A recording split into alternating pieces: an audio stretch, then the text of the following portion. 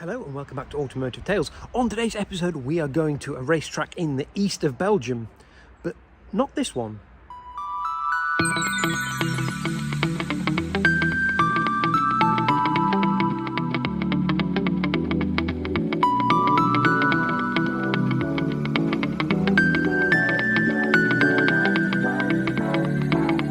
So as part of my recent video road tripping out to Belgium to see the Spa F1, I made a detour via Nessonvaux to go and see the Imperia factory. So this is an extract from that wider video, just focusing on an update for those who are interested in what is happening with the test track here at Nessonvaux.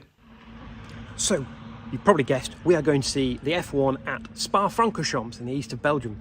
But while we're driving through Belgium, we happen to have come across a place called Nessonvaux.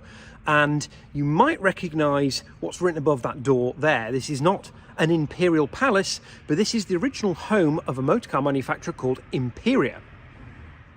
So the reason I've stopped here is it's only a few miles away from Spa-Francorchamps, and about 97 years ago, 1928 to be exact, this was a car factory, and in 1928 they put a racetrack on the roof. Well, technically not a racetrack, a test track, but a banked circuit was built on the roof of this factory, much like the Lingotto factory in Italy. So unlike the test track at Lingotto and the other rooftop test track, that's a mouthful, try saying that when you've had a few, which is a Chrysler building in somewhere in South America, I think, that are both in existence still. This one is in, well, sort of existence. So this is part of the Imperia factory down here that opened in 1908.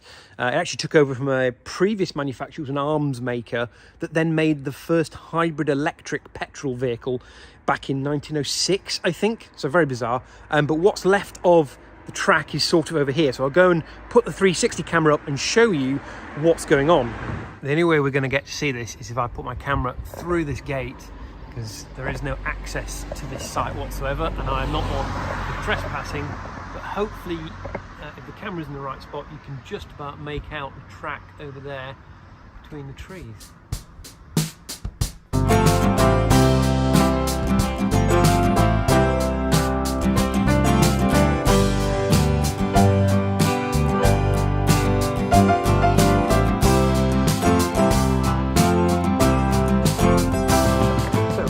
A little gap in the wall. I can just about get my arm in to show you. This is the test track here. You can see it on stilts rising up into a banked corner, and then it goes up over the factory and off that way, and you can see the rake of the track there. It's quite impressive, really.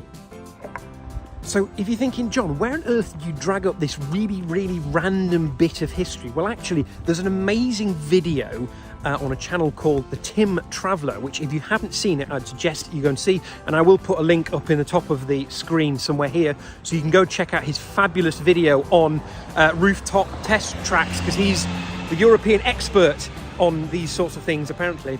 Now, he did his video a couple of years ago. We're here in July of 2025, and it doesn't look like anything has changed at all here at the circuit. So, unfortunately, it's all locked up. It's a building site. Apparently, the circuit, which is here to my right, probably to the left on the screen, is going to be saved.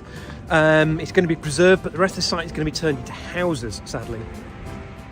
Now, you might be thinking, John, why on earth are you filming this random industrial site in the middle of Belgium?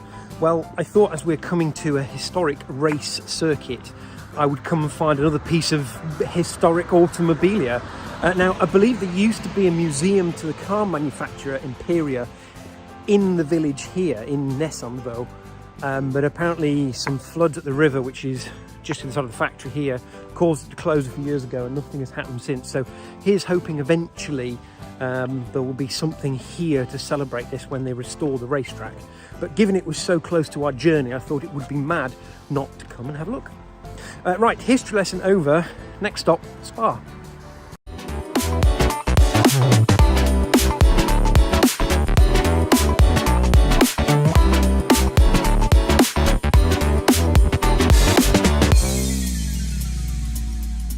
Don't forget to like, comment, share, and subscribe.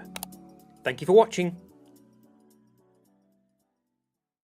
Hello and bonjour, and welcome to the second and therefore almost certainly the last episode in my series about high-speed test tracks that were built on top of factories in the 1920s.